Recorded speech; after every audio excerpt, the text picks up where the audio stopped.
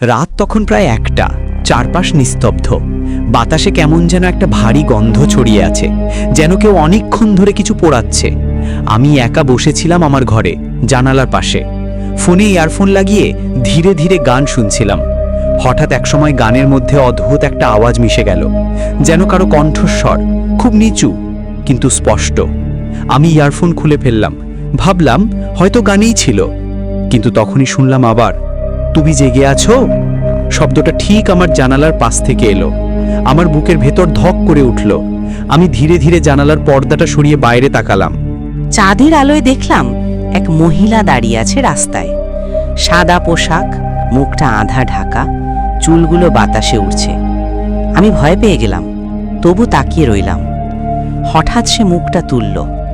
তার চোখ দুটো একদম লাল, আর মুখ থেকে ধোঁয়া বের হচ্ছে। আমি জানালা বন্ধ করতে যাচ্ছিলাম, কিন্তু তার আগে সে বলল, তুমি তো আমায় চিনতে পারছো না? আমি কাঁপা গলায় বললাম, কে কে আপনি? সে হেসে উঠল, ঠান্ডা কণ্ঠে বলল, তুমি প্রতিশ্রুতি ভেঙেছিলে, মনে আছে? আমার মাথা ঝিমঝিম করে উঠল। আমি তো কাউকে কোনো প্রতিশ্রুতি দিইনি। কিন্তু তারপরই ঘরের আলো নিভে গেল নিজে থেকেই।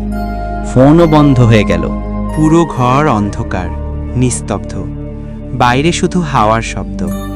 আর হঠাৎই শুনলাম দরজার পাশে পায়ের শব্দ। ধীরে ধীরে আমার দিকে এগিয়ে আসছে। আমি নিঃশ্বাস বন্ধ করে শুনতে থাকলাম। তারপর দরজায় 3বার টোকা পড়ল। টক টক টক। আমি সাহস করে দরজার দিকে এগোলাম।